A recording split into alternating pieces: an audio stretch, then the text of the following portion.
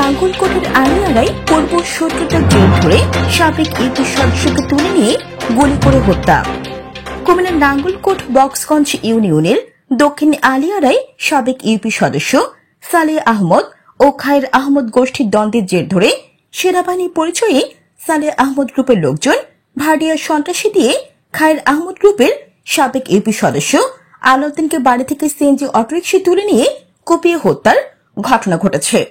রোববার সকাল 12:30টার দিকে আজিয়ারা আলিয়ার সড়কের আলিয়ারায় দক্ষিণ পশ্চিম পাড়ায় এই ঘটনা ঘটেছে। আলাউদ্দিন আলিয়ারা দক্ষিণ পশ্চিম পাড়ার সাবেক ইউপি চেয়ারম্যান মৃত সুরজের ছেলে।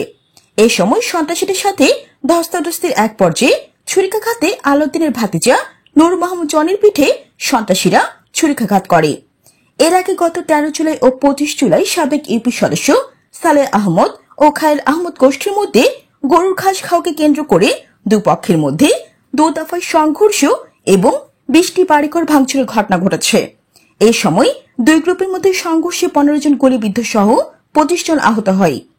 পুলিশের নাঙ্গলকোট চৌদ্দগ্রাম সার্কেলের এএসপি নিশাত তাবাসসুম বলেন, ঘটনাটি জানার পর আমরা ঘটনাস্থলে এসে নিহত আলাউদ্দিনের পরিবারের লোকজনের সাথে কথা বলেছি। যারা এই ঘটনার সাথে জড়িত এ সম্পর্কে এখনো পর্যন্ত সুনির্দিষ্ট কোনো তথ্য পাওয়া যায়নি, তবে আমরা তথ্য সংগ্রহ করছি। এই ব্যাপারে অবশ্যই থানায় মামলা হবে। Jannatul Afsana, N news 24 TV. তখন আমরা এখান থেকে আমি, আমার জ্যাঠ্য ভাই মিন্টু ভাই, জ্যাঠ্য ভাই নূর আহমদ, আমরা সবাই দেশে আসছি। সকালে দেশে আসছি। হের নিজ বাড়িতে যে ঈদগাহ হইতে পারে না ওইখানে হ্যাঁ, এই কারণে অনেক মানুষ হয়ে গেছে। তখন আমরা বাড়িতে জায়নামাজ দিয়ে দিছি। হেরা কিছু লোক ওইখানে গেছে, তারকেটি লোক যাওয়ার পরে দিয়ে আমরা এখানে জায়নামাজ দিই। হেরে তাপন কাউন করে দিই মনোজাত করিয়া আমরা যা চলে গেছি। ভাই মেম্বার আলাউদ্দিন মেম্বার হে বাড়িতে চলে আসছে। বাড়িতে আসার পরে দিয়ে তেমুয়ানি রাস্তায় দাঁড়াইছি আর একটা সিএনজি আসছে। ওই সিএনজির ভিতরে শেখ ফরিদ আছে, ছুটি মিয়ার ছেলে, রিয়াদ আছে, দুলাল মিয়ার ছেলে এবং নুরুদ্দিন আছে তার সিএনজির ভিতরে। তারপরে আরেকটা আছে কাউসার আক্তার রিঙ্কু, যে ওনারা সিএনজির ভিতরে থাকি। তার ভিতরে গুলিও আছে যে তারা এরে ফট করে ষাট চাবি ধরিয়ে সিএনজিতে তুলিয়ে সিএনজিলে টান দিছে। যা পাইছে ওইখানে গাইনাই তাকে গুলি করি যে ওনার জান নিয়ে গেছে। যখন আলাউদ্দিন মেম্বারের উঠে নিতেছে আওয়াজ শুনছি, আমি ঘর থেকে আসছি।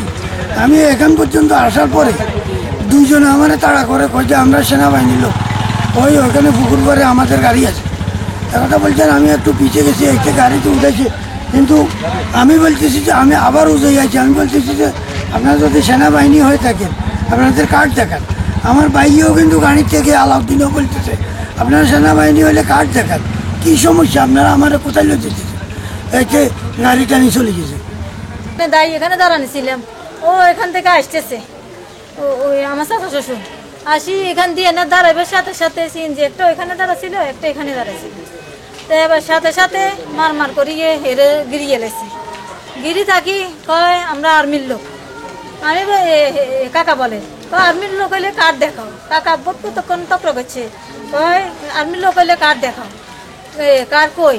এবার কয় কার্ড আছে। কার্ডের কি দরকার তোর? এবার কয় না তোমরা আর্মি কর, আর্মির লোক হলে আর্মির কার্ড দিয়ে দিতে হবে। এবার হে নাই, এবার আমি ধাই গেছি, হেরে ভরি গেলার। এবার ওইখানে দাঁড়াইছে হেরা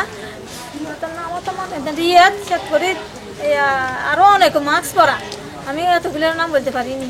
এবারে সন্ত্রাস এগুলো কয় আমরা আর্মির লোক। আমরা আর্মির লোক হইলে আপনারা সিভিল পোশাকে আসছেন কেন? তো আমরা সিভিল পোশাকে আসছি।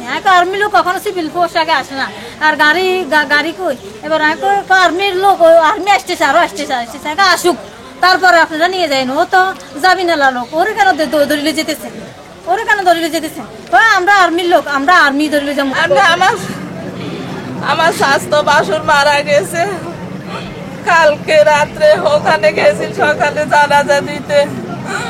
জানাজা দি মানুষ খাওয়ায়, আসার সময় নাকি পথে সন্ত্রাসেরা দড়ি সিএনজিতে ঢুকাই দিয়েছে। শত চেষ্টা করছে বাইর হওয়ার জন্য, তারা মুখ বাঁধি দড়ি সিএনজির পর্দা ফালাই লই গেছে।